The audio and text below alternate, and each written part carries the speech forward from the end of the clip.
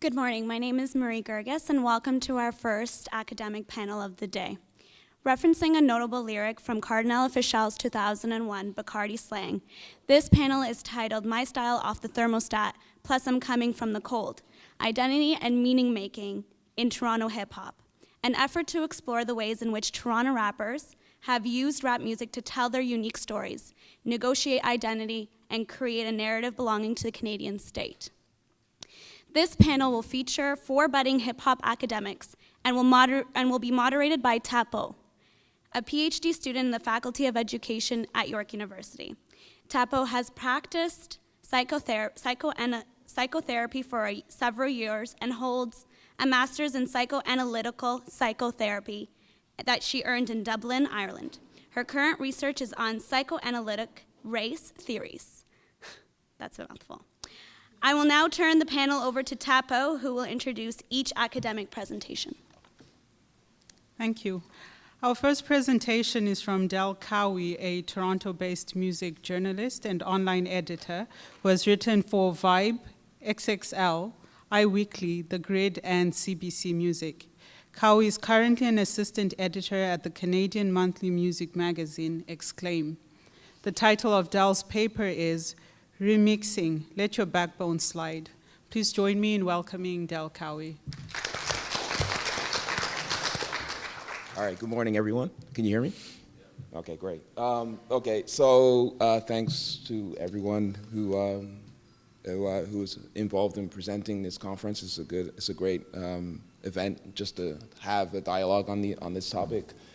So I guess basically what I'm going to talk about here is remixing Let Your Backbone Slide, of course. I guess this is the title of my paper.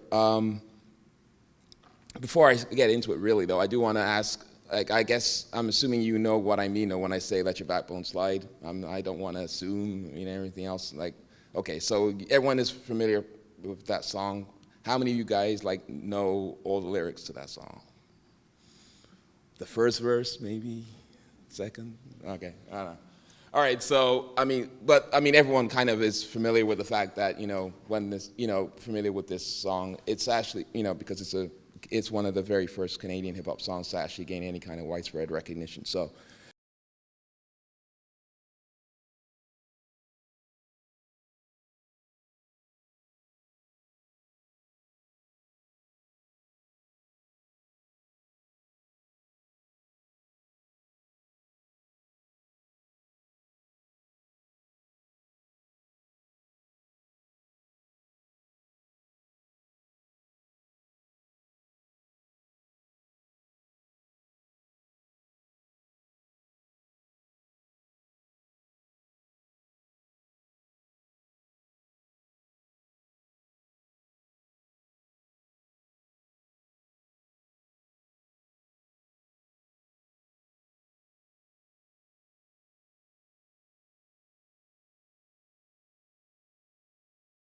it's a good time to go back and actually look at some of our history in it to actually kind of see how that might inform what's going on now and then also into the future. So I guess that's where we're going to start off for this. So for many Canadians from varying age groups, generations, and backgrounds, the song Let Your Backbone Slide represents an indelible encounter and experience with hip-hop culture from within their own borders. The song is lauded for its pioneering commercial success, influence, and status as a party anthem. Yet, as far as I know, it's rarely been considered beyond those parameters. So I am aiming to take a closer look at the song so we can derive some meanings that can enable us to gain a better understanding, better understanding, interpretation, and contextualization of hip-hop from Toronto. And I'll hope to examine some themes of diaspora, popular culture, and community, and how they intersect with the longevity and the historical relevance of the song. So also, I'm not under any illusion that backbone, because I'm going to refer to it as backbone for the rest of this, because I can't keep saying let your backbone slide. But I'm not under any illusion that this was the first Canadian hip hop song ever, because it wasn't. Maestro was definitely not the first MC or significant MC to emerge from the city, but it's a good, I think, point where we can kind of start from. It's a record that a lot of people can recognize, and you can kind of use it as a launching pad for some of these ideas. So, just move on here. Okay. So yeah, this presentation, so these are some of the aims of kind of what I want to do here. Contextualize the importance of it, and explore the themes, and discuss implications.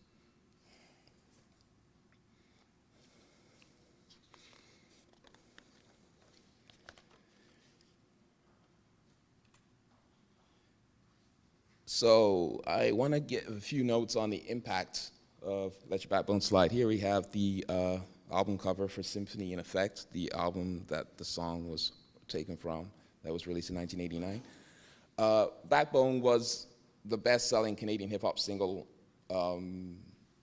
for over 20 years. I'm not sure at this point, if Drake has actually beaten that within the borders of Canada. I know that in the States definitely has, but I would imagine he's been pretty close or beaten it, but I honestly don't know, like, the updated sound scan things. But regardless, the record was released in 1989, up until at least 2008. It was still the best-selling Canadian hip-hop single.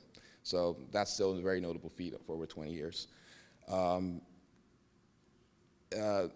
So this album here, Symphony in Effect, also went platinum on its release, and that it was actually the first time that had ever happened for a Black Canadian artist. The single also helped to spur the Juno Awards to actually create a category for rap music that didn't exist at all when Let Your Backbone Slide was released. When it was actually released, the Junos that actually occurred that year, they didn't know what to do with it. Well, they did know what to do with it. They put it in the dance recording category. So Maestro was up against Candy in the Backbeat, Yada Yada, and Con Can. Yeah, I don't know if anyone remembers any of those groups, but anyway, but they were markedly different in terms of the type of music. I mean, it's dance music, but it's not hip hop. So the next year they decided to create a rap recording category based on the actual, success of this song, and actually because it had been so successful. And that next year, Maestro actually got 5 nominations in the Juno Awards. I do know that before I kind of get too deep into Junos, we know that the Juno Awards and hip hop have had a very rocky relationship in Canada. But at that point in time, Maestro did get 5 nominations, and he did win 2 awards. And there was a best hip hop recording category, and there were no prizes for guessing who won that. So, but I did want to mention the dance recording thing a bit, because that's kind of like what the perception of the song was. The perception of the dance single, of it being a dance record, kind of went back to that attitude of it. That was the category we were going to put it in when it was released. And the truth be told, I mean, the song is called, there is an order to dance at some point in the song. It's in the chorus and everything, but there's a little bit more to it than that. In my role as a music journalist, I've interviewed Maestro a few times over the years, and when we've discussed it, on a couple occasions, I've discussed this record with him, and the topic of dancing rarely comes up. On one occasion, I asked Maestro what his intention was when he actually made this record. And I'm not sure if you guys can see that. I'm sorry for the quote being so long, but this is kind of what he was saying, for anyone who can't. So I know you shouldn't read what it says on the slide, but I'll do it anyway. So it says, what I was thinking when I was writing the song was, it was just about Toronto, really. My whole vibe, my world was Toronto. So my whole thing was just that we're trying to blow up out of Toronto. My whole vibe is I'm coming out and I'm saying something, and it's just as good or it's better than anyone in my city. You're going to hear me. That was my mentality back then. If you actually see the video for Let Your Backbone Slide, I think most people who are familiar with the song, probably that was your main medium of actually hearing the song. You might notice that Maestro rarely smiles in this video at all. He actually sounds like he's very I have to prove something here. And it's it's interesting that we actually think that this is there's a perception this is a song about dancing and kind of like having a good time, but he's not smiling. So it's like he's actually really trying to make a point here in terms of articulating his identity. And as hip hop has mushroomed in popularity around the world into a global phenomenon, there's been a growth since Maestro released this record, up until this point, in what people have termed global hip hop studies. I think one of the first, there have been a number of books, a number of theories that have been bandied about, but I wanted to use one of the earlier ones here to talk about this record. There's an anthology that you probably, or many of you may be familiar with, called Global Noise.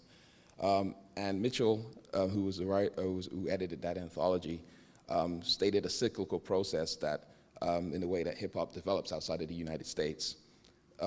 Basically, it says that at first, in the initial stages, hip hop attempts to emulate the US model, and after some point, it goes from adoption to adaption, basically. So, people stop trying to actually imitate what is coming from the US, which is obviously the origin of where this music comes from.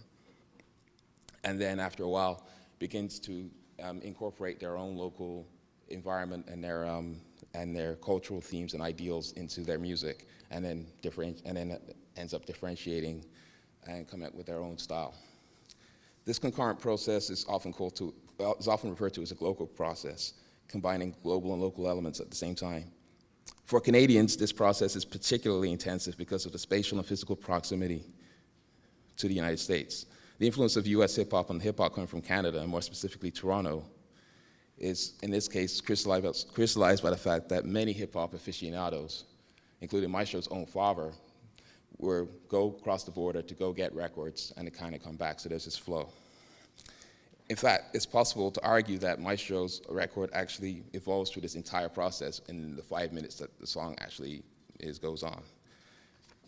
Looks like I'm going to run out of time here, so I'm going to skip a couple of things. But what I will say is that the introduction of the song on the first, so let's just go into, I'm going to step a section here. So to go through the song a little bit very quickly here, the first verse and the intro actually shows you some of basically what they're trying to do in the song is actually trying to make it valid. He's coming from Canada, so he's trying to basically use codes, sonic codes that will actually say, I'm a valid hip hop artist. So this song is one of them.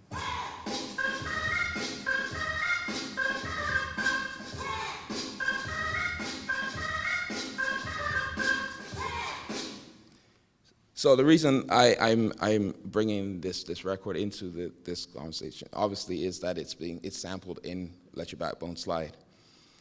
It's a distinctive Hammond organ riff that punctuates the chorus, and it's itself derived from Tramp, which is an Otis Redding song. Actually, it's not an Otis Redding song. It's an Otis Redding covering another song by Lowell Folsom.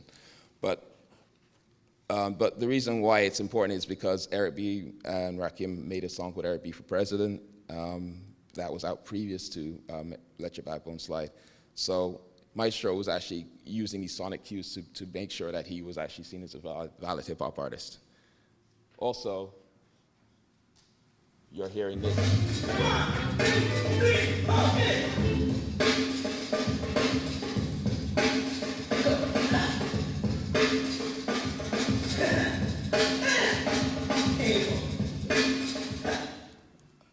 That never gets old. But the funky drummer, you hear that in the instrumental section that follows the a cappella intro of the song before Maestro begins its first verse. And few samples will affirm your hip hop validity more than Funky Drummer, which is perhaps the single most exploited sample in hip hop music history, according to Joe Schloss. But we know this because it's used so many times. But it's important because you hear this for a full minute before Maestro starts to rhyme. So actually saying, okay, this is actually really important. So anyway, okay, all right. So throughout the first verse, what we do here is Maestro doing what you feel he's using is wordplay to get to show kind of basically, there's a lot of theory out there from like artists. theorists like Imani Perry and Russell Potter, people like that, who actually have talked about how the aesthetics of what people are rhyming about are not. It's not necessarily bragging. It's not bragging. It's signifying and using techniques like that. And Maestro does a lot of that, but what he also does is basically use his own autobiographical story. In the first verse, he talks about. I'm not actually going to play this clip because I might not have any time, but this is actually a reference to football running patterns. Maestro attended Carleton University and was a football player. So he's basically actually talking about his own transition from being a football player, because these are references to football running patterns, no X's or O's or tic-tac-toes, basically, and talking about how he's now becoming an MC. So he's drawing on his own identity to actually create his own space. As it moves into the second verse, he talks more about, this is a lyric that most people actually kind of point out in this song here. Like I said before, I'm not American. And that's now after, in the second verse, he's reifying a lot of these techniques that I've said can be seen as bragging and just being kind of generally outlandish to some people's minds. But what he's also doing is now he references Swiss francs, he references all these other things. It's like an international thing. And then he actually talks about his own nationality, but doesn't say he's Canadian. He actually says, I'm not American, but doesn't actually assert his own identity. And that's actually really important in some ways. So I'm going to skip I'm going to conclude. had much more. But anyway, but the other thing is also, there's him actually acknowledging that he's American, or that he wasn't American, or that he was Canadian, actually would probably be in a death knell to his career. And at that point in time, that kind of shows you how far we've kind of come in terms of Toronto hip hop, where that's actually probably seen as an asset today.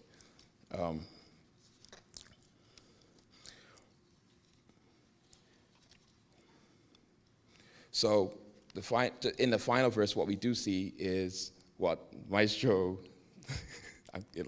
Well, in the final verse, what we do get is Maestro saying the key word is synchronism, and it is a unity is a theme. Basically, what he's done now is actually he's created his own self-identity. In the second verse, he's now drawing on his diasporic kind of environment, and now he's actually crystallizing it. He's got the tuxedo on, he's got the conductor stick, and he's basically bringing things together.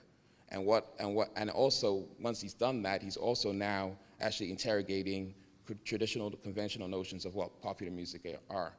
The third verse has many references to classical music, and basically he reconfigures them. He takes words like forte and fortissimo and changes the meaning for his own sake. And that's basically him subverting traditional notions of what popular music is and specifically in Canada as well. So within all three verses, you kind of start with this imitative kind of, drawing on the American influence of hip hop, and then as it goes, it goes through these different themes. All the while he seems like he's just bragging and partying, there are these themes that are kind of underlying in the lyrics. So I just kind of wanted to highlight that in this presentation. So it's the end point after the cyclical process of emulating, articulating, crystallizing hip hop identity. As we move forward and the Toronto scene becomes more prominent as an internationally recognized hip hop center, it will be interesting to explore if theories and ideas like the one I've applied here become more applicable, or will they lose resonance in favor of newer approaches? So Let Your Backbone Slide has not been seen beyond its title, an exhortation or a demand to get on the dance floor, which is not a trivial pursuit by any means. But what I've hoped to show here is that the song incorporates and utilizes elements of the cycle that facilitate the development of hip-hop cultures, from digesting it whole to creating something new.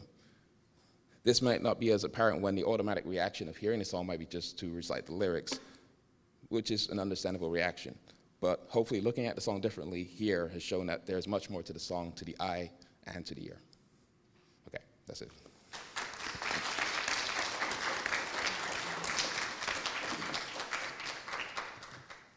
Thank you, Del Cowie. Our second presentation will be from Audrey Hudson, an educator who currently teaches at OCAD University and is a first-year PhD candidate at the University of Toronto, Ontario Institute for the Study of Education, OASE. Audrey is interested in the intersection between the arts and urban environments. The title of Audrey's paper is Narratives in Hip Hop, Solidarity in Idle No More. Please join me in welcoming Audrey Hudson. So thank you for Francesca and the committee for having me here. So I'm going to present, my paper is on narratives in hip hop, and yeah, that's the title, Narratives in Hip Hop, Solidarity in Idle No More. So sorry. Yeah, perfect, thank you. Okay, good. So I want to begin with a bit of a history of a friendship that saved lives. This friendship was special and unique in that it grew out of a bond formed between two groups of oppressed people, each helping the other. But for like any other relationship, this was one that saw unjust and antagonistic acts. But for the most part, this was an alliance based in solidarity and freedom. This historical relationship influenced both groups in significant socio-cultural aspects that carry on today. I'm talking about the solidarity that was formed between African Americans and Aboriginal communities during the time of slavery. So in the late 16th and 17th century, the Mohawks came in contact with black slaves as Europeans brought them to Turtle Island. The Mohawks were involved in a version of the Underground Railroad. In the late 1600s, they offered a safe haven for runaway slaves. Many Mohawks had witnessed slavery in some form, either as being captives themselves or witnessing Africans being enslaved. And this is from Richard Hill Sr., which I've got a couple of quotes on the slide there. So essentially, slavery brought these two groups together and made them comrades in the struggle. So I see this alliance that was formed centuries ago being regenerated through the contemporary subculture of hip hop.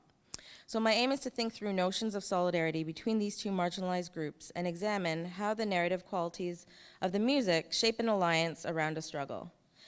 And I use the definition of solidarity as theorized by Bayerts, which claims one is in solidarity with those to whom one is close to due to some common ground, so a shared history, shared feelings, convictions, or interests, as can be seen between Black and Aboriginal communities. So my paper examines the socio-political role of the hip-hop artist in the Idle No More movement. So it is rooted, my work is rooted in a cultural studies framework with a social justice pedagogy that speaks to hip-hop and its different capacities. So I am not a hip-hop artist, but I have mad love and respect for the sophisticated language that my Jamaican brothers began with in the Bronx over 30 years ago. As an African Canadian with Jamaican heritage, hip-hop resonates with me as much as reggae does. So both forms were born out of a struggle of young Black voices rooted in social justice. And over the past 20 years of my engagement with hip-hop, my love of this music, I have come to view this culture as a critical educational tool for the decolonizing work I am beginning to embark on. And in this time, I have witnessed the global impact of this music and have listened to how other marginalized groups utilize this art form as a means to declare their unheard voices. In this context, I shed light on how Aboriginal rappers claim their unheard voices in the poetics of hip-hop. With this proclamation of voice, they became supporters in the socio-political voices behind Idle No More. So Idle No More is a nationwide movement on First Nations, for First Nations communities to help build sovereignty and resurgence. Idle No More is a response to Bill C-45, which threatened land and water safety and made amendments to the bill without consulting First Nations people whom it deeply affected. So this movement began in Saskatchewan with a group of 4 women doing a teach-in about the omnibus budget legislation, and specifically Bill C-45. So Idle No More brought alliances together with a shared concern to stand up for the rights of First Nations communities. During the height of this movement, many Aboriginal rappers became activists through their artistic practice. So hip-hop was and is their voice to speak about the inequities of their lives, and specifically they were speaking about Bill C-45. And you may remember the protests and everything that the whole move, if you're from Toronto or if you're wherever you're from, you may remember all the movement that went on starting in December, and it's still going on now.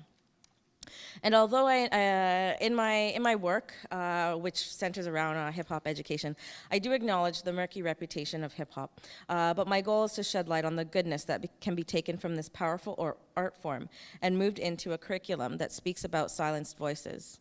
So these silenced voices are what Susan Dion names in the text Telling Stories, where she believes in the act of retelling and reconstructing racist colonial stories and narratives from the past as a means to present truths. And like what Francesca was saying at the beginning, thinking about whose narratives are told, whose are not, and why, of course. So I believe that this phenomenon of hip-hop should be conceived as a meaningful form of teaching to further investigate the narrative colonial histories. We could begin with a critical analysis and discussion around whose histories are taught, whose voices are heard, whose are left out, and why. All of this through hip-hop education. So I'd like to bring it back now to the hip-hop artist as a socio-political voice in Idle No More, in the Idle No More movement, and examine the educative potential of this. So as Bayard states, is solidarities between two groups or persons that share a certain feeling or experience, conviction or interest. And it is here that the cultures intersect to become an alliance. It is that shared emotion of being voiceless where rap music comes alive, as many of you can attest to. So MCs speak out and share emotion, frustration, inequities, marginalization, and also better times to come. So rap is a platform for artists to take the stage and have others listen.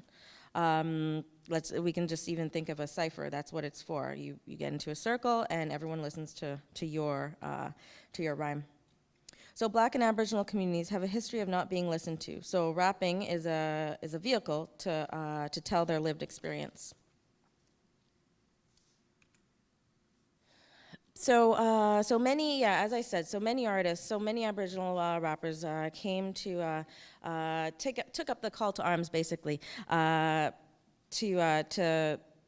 shed light on the I Don't Know More movement through rap. And I'll show a specific clip from Plex. He's a local rapper who raps about I Don't Know More and mixes in a sound clip even from John Lennon, speaking of socio-political artists, who also acknowledged the shared Black and Native communities, the shared inequities of these two communities.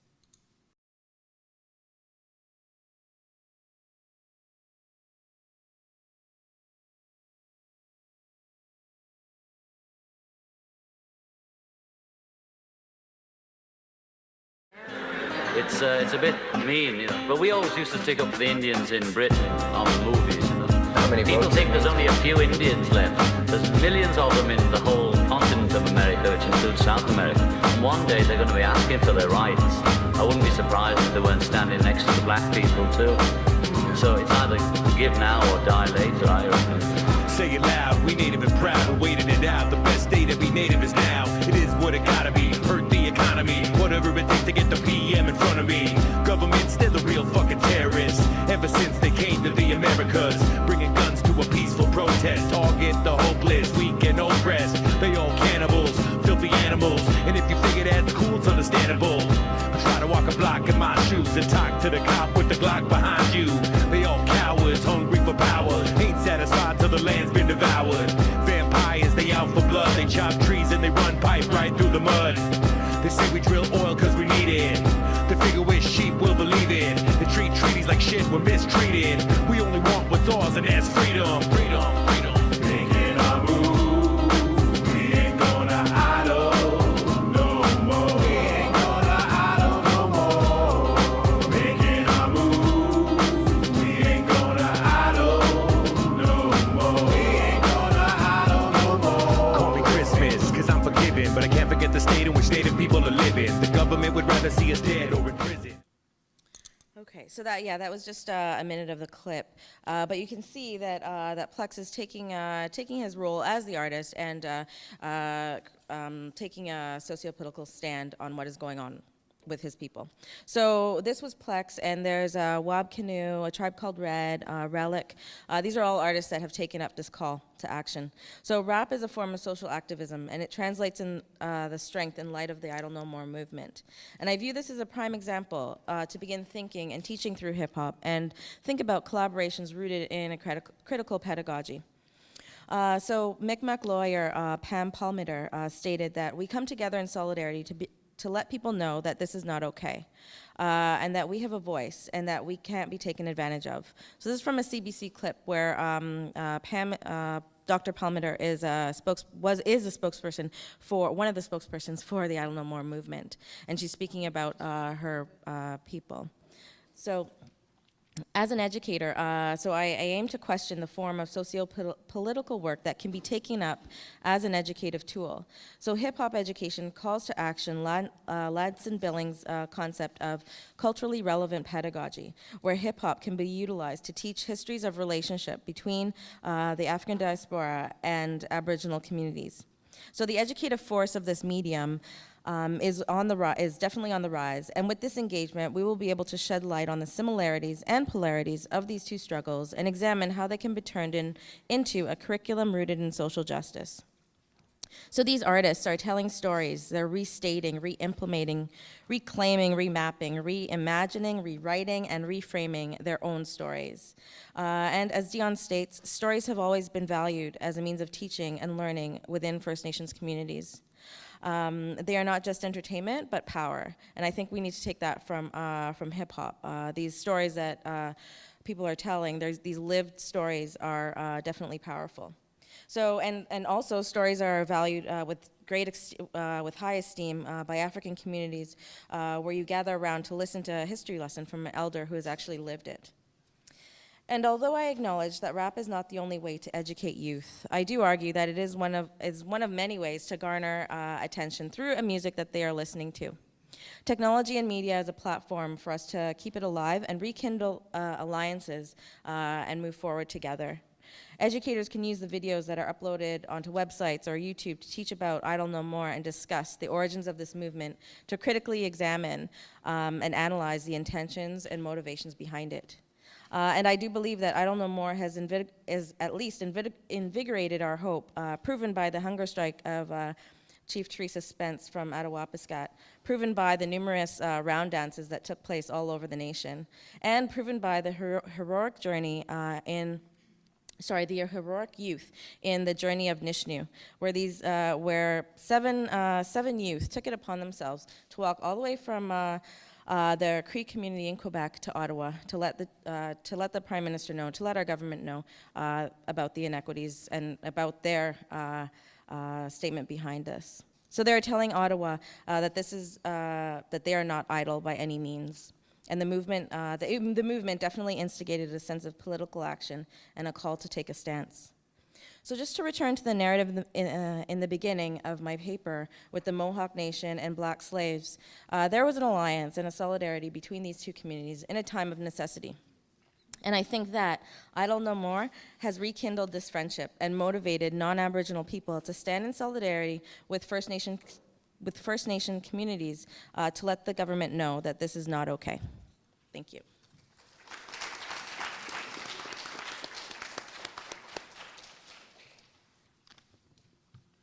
Thank you, Audrey Hudson. Our third presentation will be from A.W. Lee, a PhD student in cultural studies at Queen's University. A.W.'s work explores scientific, social, and performative embodiments of masculinity, Asian diasporic identity, and queer identities in hip-hop culture. The title of A.W.'s paper is Hip Hop Never Embraced Faggots, Queer Hip Hop Diaspora in Toronto. Please join me in welcoming A.W. Lee.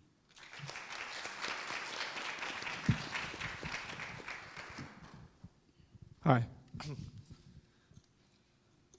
I just wanted to just warn all y'all that there will be explicit lyrics in this. So I wanted to begin this with a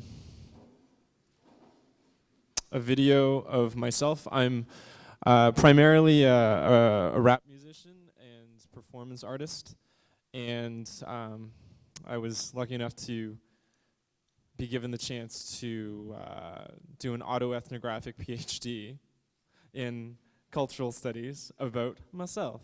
And I could talk endlessly about myself, but I just wanted to, I won't. I just wanted to situate myself first as an artist and tell you this is what I do, this is what I sound like, and have you think about that. I won't play the whole thing. It's called Broke Back That Ass Up.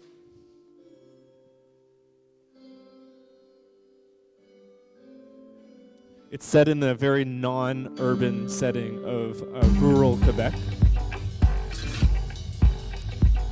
Broke back in sheepskin, best skin, no pubs or rent. My one-night friend is close as kin. No DNA inheritance, just seed and breeding brethren. We herding sheep, romancing deep. We get no sleep, tea bags are steeped.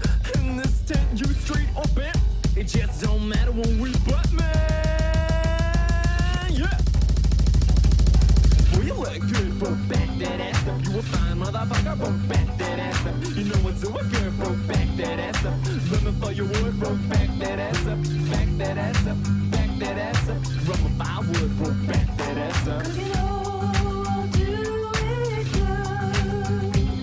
good. You might, and I still more, I'll pick you up in my truck. Jump start your quest, stick shift your muff.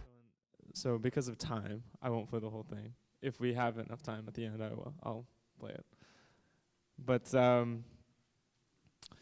essentially, this paper is just a fraction of what I hope to explore in my PhD, and the claim that I want to make first and foremost is that against the very common assumption that hip hop is inherently homophobic and unfriendly to gays, I want to claim that that hip hop, there's always already been queer potential in hip hop culture, rap music. So the title of the paper comes from a quote. You can easily find a lot of quotes about homophobia in hip hop. It's sort of common sense knowledge, but this is from Immortal Technique. It wasn't a slight against queers or the LGBT community. He was just asked about homophobia in hip hop, and he gave a straight up answer. As for homophobia, hip hop never embraced faggots. One can't deny that there are probably rappers, DJs, and fans who are homos, but I think since the culture was based around proving one's manhood, and that's important, acting like a fruit pop isn't going to get you anywhere. And again, that wasn't meant as a slight, given in the context of the interview against gay people or queers or transgender people, but rather the just a straight up answer about the state of hip hop in 2005. In 2012, however, here we go. Oops. 2012, however, it was a bit of a watershed moment for queers in hip hop, because beginning with, many people cite the coming out of Frank Ocean. Even though he's not specifically a rapper, he is associated with hip hop, Odd Future, for example, and there were titles of articles like "The Year Hip Hop Went Queer." There were important articles in Pitchfork and Details about openly queer rappers, specifically. In the southern United States, as well as California, but most predominantly in New York, and so this opened up a dialogue in various ways to talk about homophobia. But what unsettled me and continues to unsettle me is this sort of assumption of hip hop being inherently unfriendly to queers is it doesn't make sense to me. I mean, it does if you think about the predominance of homophobic language like faggot and dyke, tranny less so, but mostly faggot. That's a big one. But it's, I think it's an oversimplification of that. So, if there is something inherently unfriendly to queer people in hip hop, that's not specific to hip hop.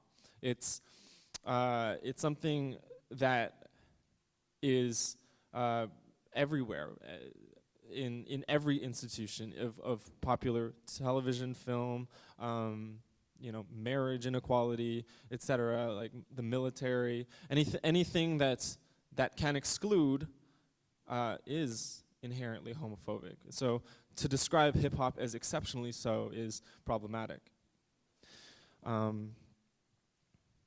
So these are so Mers or Nick Carter describes it as an overall anti-homosexual sentiment, and in one of the articles I referenced, hip-hop is described as the last bastion of homophobia in popular culture, which is ridiculous because it's everywhere, So the fact that there are queer artists, there are queer rappers, DJs, dancers in hip hop proves that the rule is wrong, and I wanted to describe the ways in which queers who are practicing, who are DJing, who are MCing, do embrace and remix elements of hip hop that I believe were always already potentially queer in the first place. Just needed some gays to bring it out. So this is Leaf standing in the corner, not in the Pikachu mask. He's a proud gay man. I am gay, and I'm proud to be called a gay rapper, but it's not gay rap. That's not a genre. And I agree with that.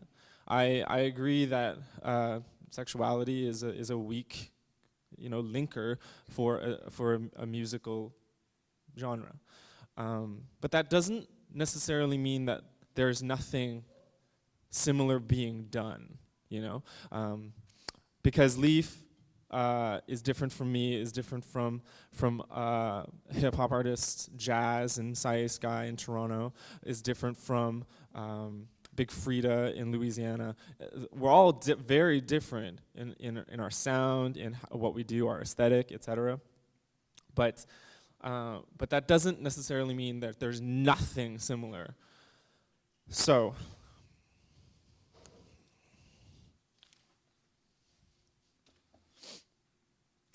just to step broadly for a moment, like Del mentioned in his presentation, there are many ways to describe hip hop outside of America and outside of New York. And without going into detail about, because Del did mention the multiple narratives of adaptation outside of New York, it has been hip-hop, regardless of whether or not you describe it within a single narrative of New York, 1970s, etc., being imitated elsewhere, or multiple narratives of mutation and adaptation in many areas of the world. New York is very important. It's been described as so all of these different scenes in Japan, in Brazil, in Canada, in North Africa, all of these scenes can be considered a hip hop diaspora in a symbolic way. And so, like all other diasporas, we always look back home, right, to a home lost. In psychoanalytic theory, but also important to the notion of home is the idea of Black Atlantic music tradition. So essentially, what I wanted to say on this slide was that it's exciting mashing up cultures, especially in Toronto with a very multi-ethnic demographic. Michimi, Cardinal, bringing dance hall into hip-hop aesthetics in Canada, making it sonically very interesting. But what's interesting with queer hip-hop artists is that you add an additional layer of displacement, not just displacement from the home of hip-hop, not just displacement from Africa, but also displacement from moral and legal frameworks of citizenship. With respect to deviant sexuality, or what's often considered deviant sexuality. So with respect to the idea of progress, there is a notion among queer hip hop artists, because there's an impulse to differentiate ourselves, not be lumped together, to pray for the idea that in the future we don't even have to consider ourselves gay rappers.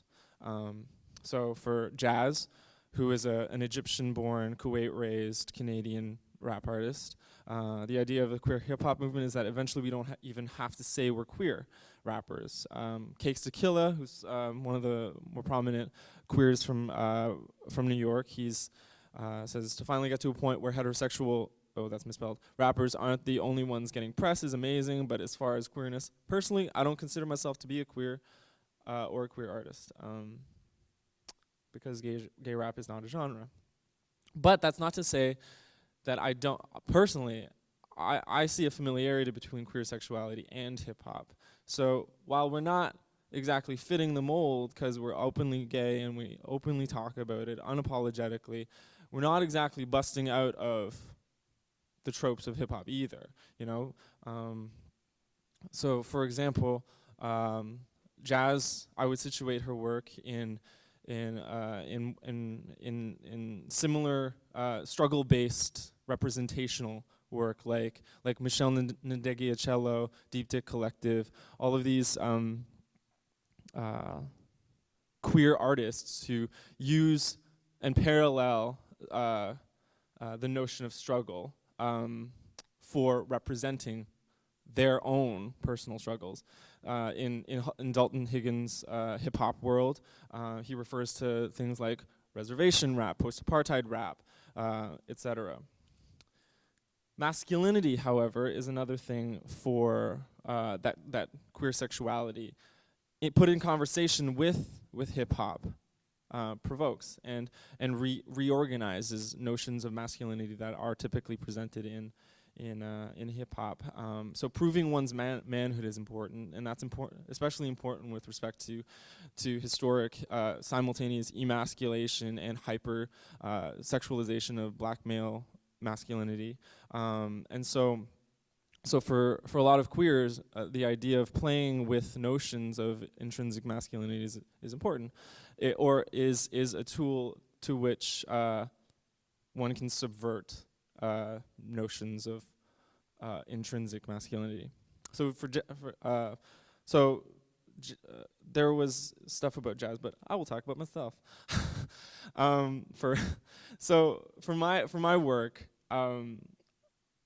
I used to be a burlesque dancer, and so rapping actually grew out of chanting for me. Chanting because you're not supposed to talk on stage as a stripper, I guess. And but when I grabbed the mic, I started chanting like Two Live Crew. So instead of saying, "Hey, we want some pussy," I would go, "Hey, give me your mussy." And so very simple sort of chants to get the crowd going, typically an all male crowd. And it's a flip of the script of sexuality, masculinity, masculine aggression, which in my as I grew as a lyricist, I took a lot of notes from very very hypersexual ladies in rap. Trina, Lil' Kim, So a line in her song "Suck My Dick," all I want to do is get my pussy sucked. It flips the script of male phallocentric masculinity and refers to the moral panic that surrounds black sexuality and hip hop. So I will end there, and I just wanted to reiterate that my point is there's so many elements about hip hop that are potentially already queer that it's not inherently and exceptionally more homophobic than any other institution. Thanks.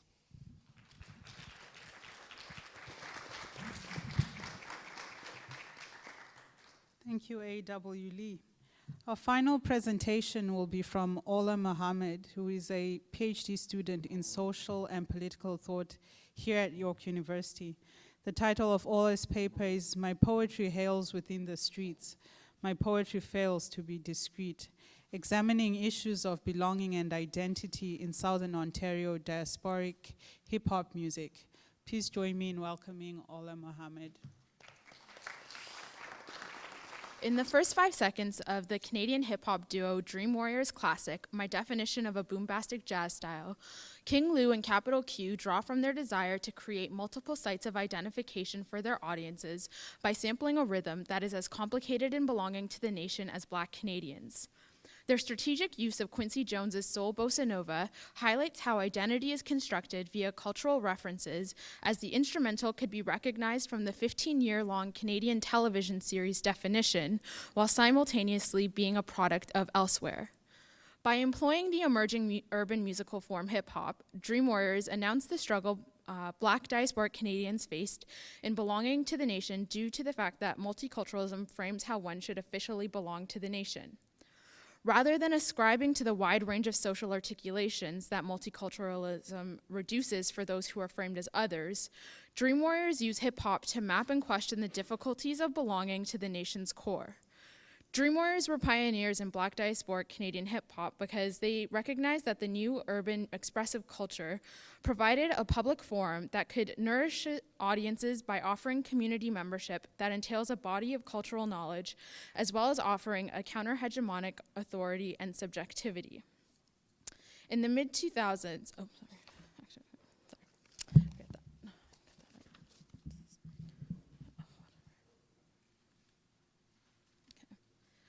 what is evident in both past and present of diasporic Canadian hip-hop are dialogues about Canada's difficulty in locating a Black presence within. This paper seeks to critically examine how contemporary Black diasporic Canadian hip-hop musicians creatively map their struggles in belonging to the nation, rather than falling into the seductiveness of a multicultural discourse that accepts and simultaneously silences difference for the purpose of nation building. I argue that Black diasporic Canadian artists continue to use hip-hop to communicate the tension of being outside insiders to the nation. In doing so, the artists invent imagined communities for diasporic peoples to experience a sense of a collective identity outside of being the other. The artists whose works are used as case studies are Kanon, Shad, Ian Kamau, and Chaos. For today, I will focus mainly on Kanon, who is a Somali-Canadian hip-hop artist who was born in Somalia and emigrated to New York prior to moving to Toronto, and Shad, who is a Rwandan-Canadian hip-hop artist who was born in Kenya prior to moving to London, Ontario. Each of these musicians engaged their work with the difficult questions concerning the slippery language of popular culture and national belonging. In doing so, they explore the tensions that are inherent in attempting to dismiss their publicly fixed positions as the other immigrant versus their experienced multiplicity as diasporic fluid subjects. I suggest that Black diasporic Canadian hip-hop challenges popular representations of Canadian nationalism as accepting in 4 ways. The first is through maintaining political and social ties to their diasporic roots. The second is through lyrical representation of inherited experiences of trauma. Third, through familial relations that heighten each artist's critical awareness of their blurred identity. And fourth, through presenting their struggles that they face in not fully ascribing and assimilating to Canada as their homeland and space of belonging. Of the artists chosen for examination, Kanon has achieved the most mainstream success. In popular media, he is often defined as Somali first and secondly as Canadian. This hyphenation of Kanon's identity silently recognizes his elsewhere as the place within which he has a difficult relationship, and Canada as the desired location wherein opportunity and success are available, but fails to identify the construction of him as not being quite citizen. Rather than denying and silencing their occupation of complex positions, artists like Kanon use hip-hop to develop imagined communities that resist the limited currency of multiculturalism, as it's not a match for his poetry that fails to be discrete, travels across the earth and seas, and knows no boundaries. In an interview about his life in Toronto, Kanon comments on the types of belonging available to the nation for immigrants. He states, quote, Coming to Toronto, it was great, you know. Here was a place where you weren't in a war, great quality of life, a picturesque city, good culture, opportunities, schools. This is like textbook Toronto, and it's great, but you have to understand that that's relative. Those check boxes and dreams are relative in Canada. They don't belong to everybody equally all the time. And so when you are an immigrant and a black immigrant with no means, you are at the mercy of society, and those check boxes no longer apply to you. Despite the fact that Canada is publicly assumed to be an accepting nation, Kanon disrupts this national narrative by rapping about his experiences.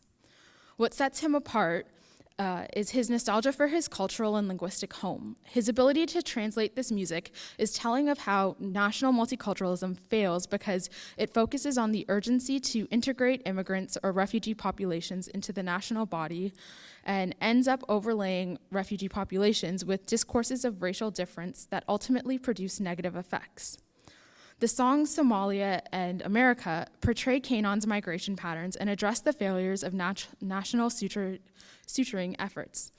The song Somalia begins with children singing with what sounds like a Somali-inspired melody and carries into verses and a chorus that nostalgically recall Kanon's tribulations of growing up in Somalia. Strategically, Kanon deconstructs popular imaginings of Canada as an opportunistic final destination for traumatized peoples by rhyming.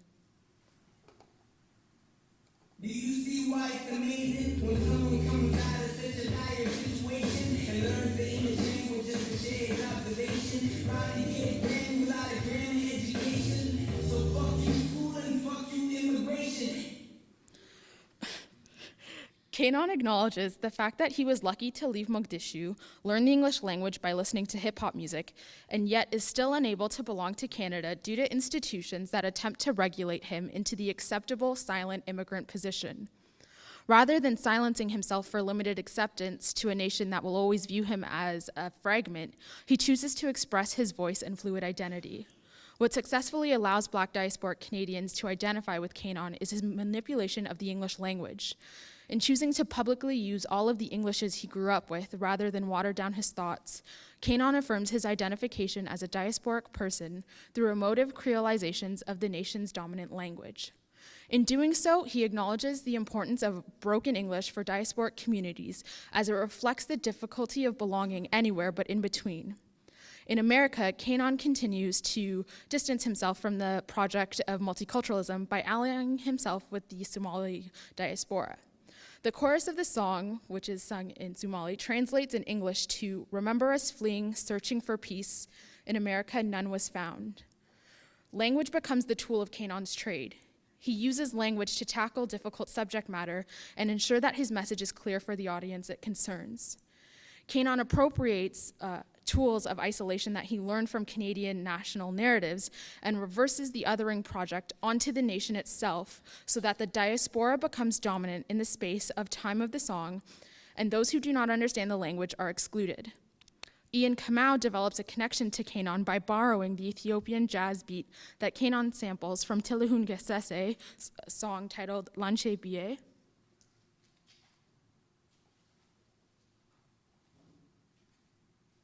The song that both artists sample.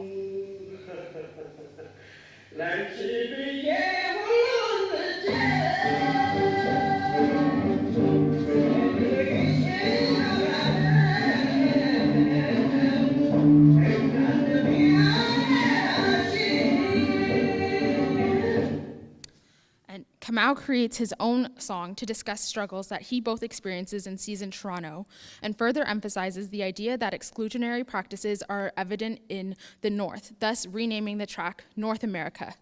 Kamau opens the track with a shout out to Kanon, so he clearly identifies his connection to him.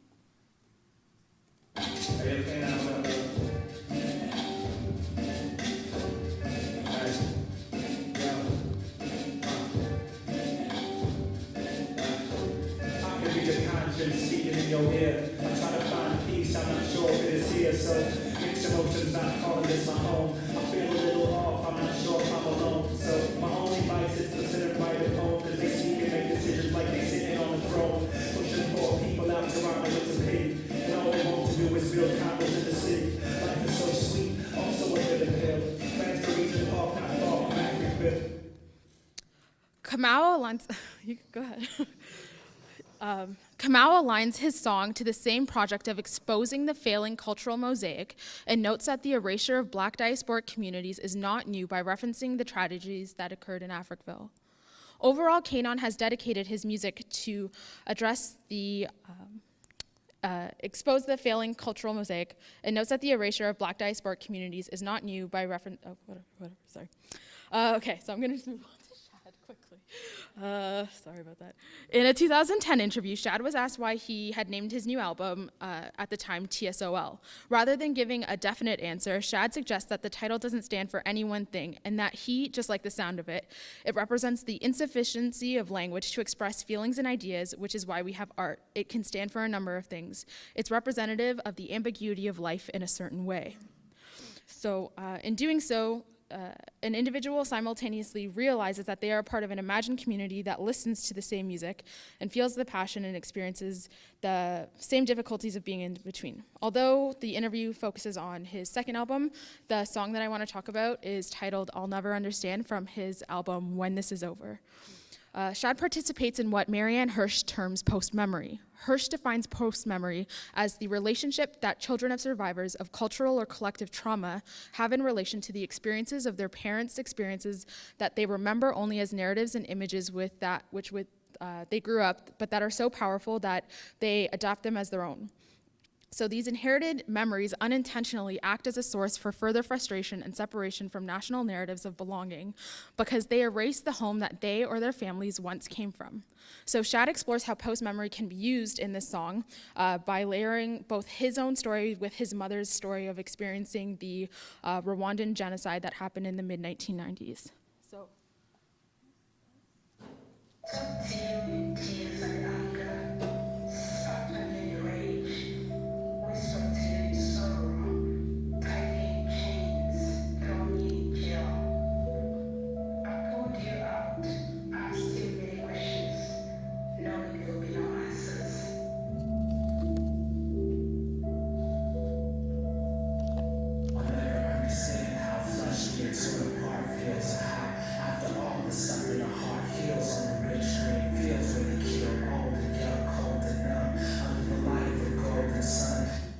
So the first three verses of the song are using Shad's mother, Bernadette Cabango's haunting poetry, performed in her ironically soothing voice, which makes her experiences of trauma surreal.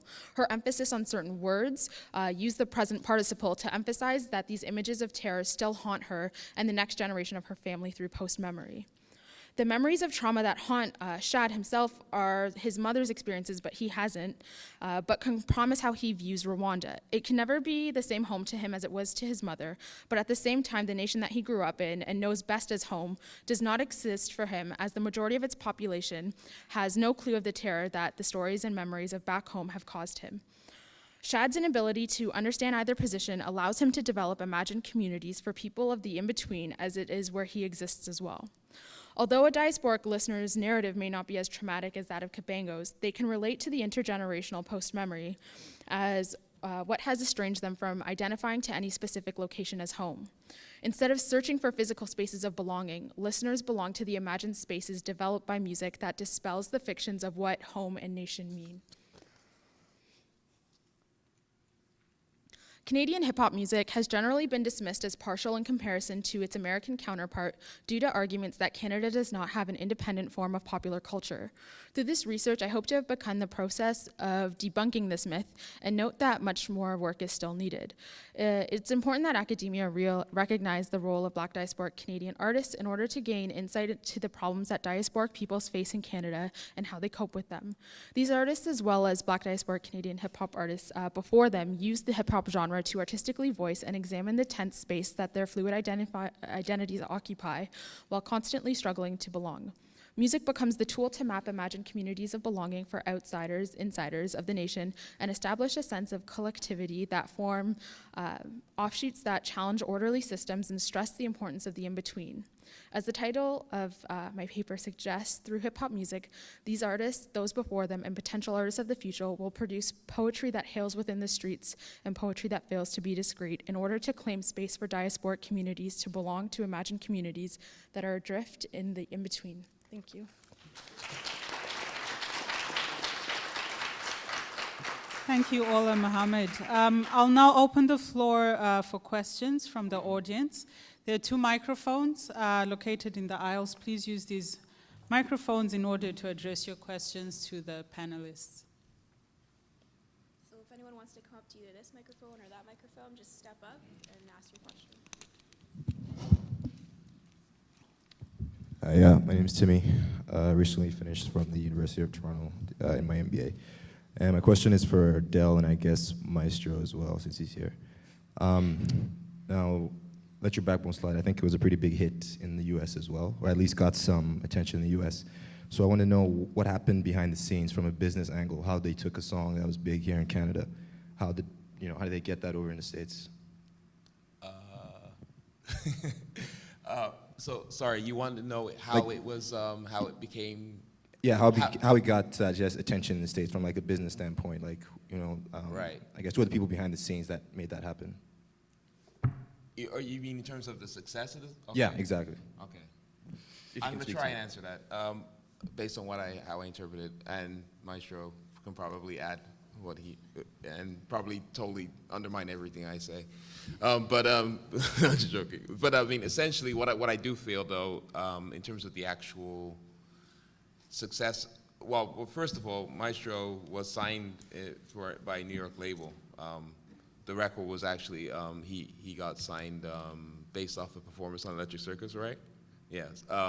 So there was an artist who you may know, Stevie B, who kind of a freestyle artist back in the day, who kind of was on a label that Maestro eventually got signed to, and he was at Electric Circus that day performing, and basically kind of passed on his name, and I guess things kind of went from there. So he was signed in the States. So actually, what's kind of ironic is that the record was available in Toronto first as an import, even though he was from here, and that just kind of goes back into that whole back and forth kind of situation that I was kind of talking about earlier. I do believe that the record was successful. They did chart on Billboard, I think, on the Billboard rap chart, but compared to the success the success primarily was here in terms of, and also the pioneering success of it, like I guess was unprecedented here, I guess, if you know.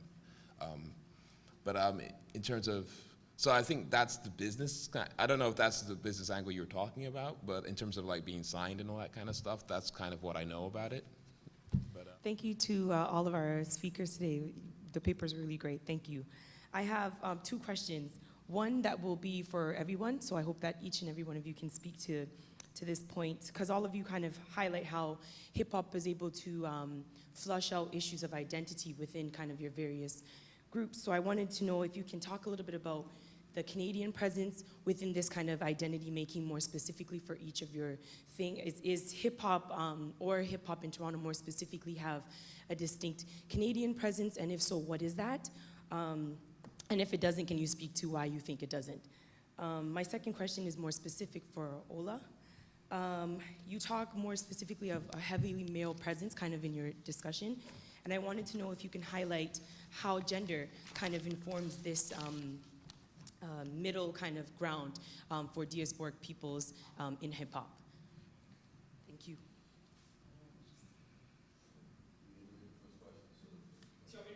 Yes, please, yeah. Okay, sorry.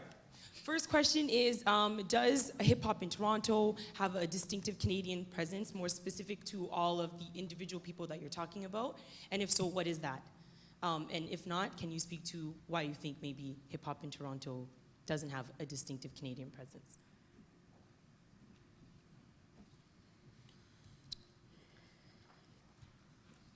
Don't all rush at once.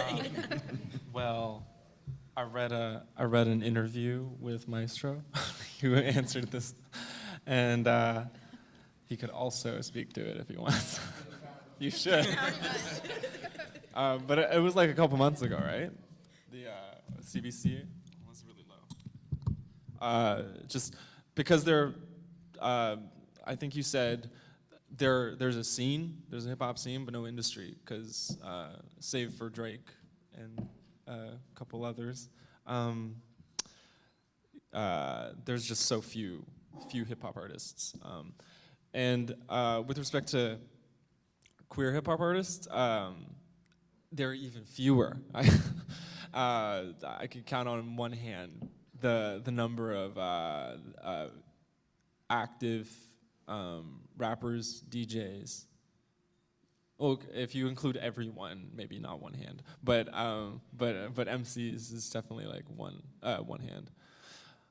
But there are plenty of parties that go on, and in the major cities like Montreal, Vancouver, and Toronto that I've played at, specifically for queer lovers of hip hop.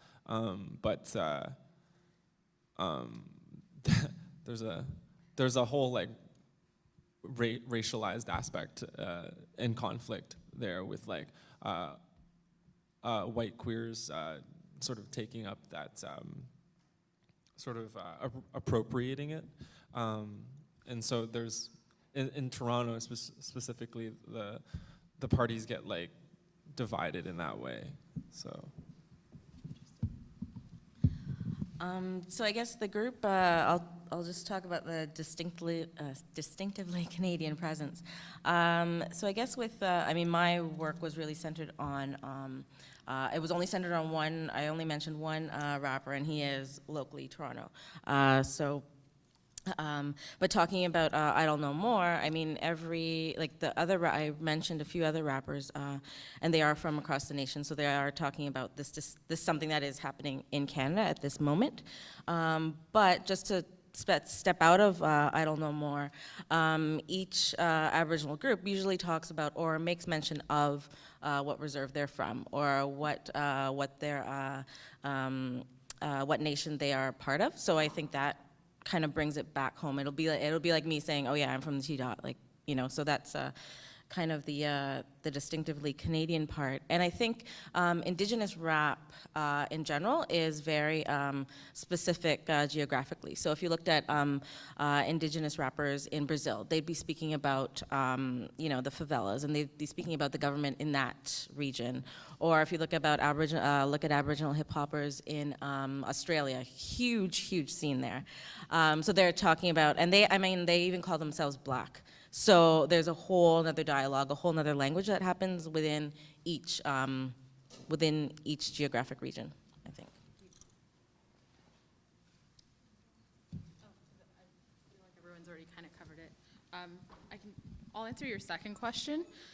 In relation to gender and how it informs this, that's a really difficult question, and that's something that I've struggled with in relation to my project. And I recently spoke at a different conference where we were talking about the role of women in relation to hip hop, and how, the role of ourselves within the genre, and how it seems like there's a lot of women who are writing about hip hop music. Like there's ourselves who are here, but then there's authors like Dream Hampton, and then there's Trisha Rose, and there's an up-and-coming Raheel Tesfaye who's an online presence. So in relation to artists, for my specific project, it came out of a very personal place, and it was a question that was asked of me in a different class where we had to write a project about in relation to what we relate to. So I think it's important for us to recognize the role of women who are artists, but I haven't in this specific project, and that's something that I do recognize that I fail at, but I do want to work on that as well. So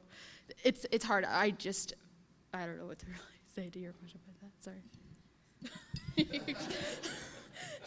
Thank you, everyone. We have 2 more minutes for questions or comments. Hi, everyone. Thank you very much for those wonderful papers. I have one question for Ola, and it kind of ties into something which Willie had opened with as well. I can't hear you. Yeah. Can you hear me?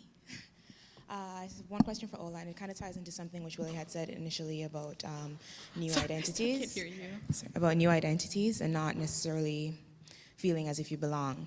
And you mentioned forming your own identity, your own this displacement.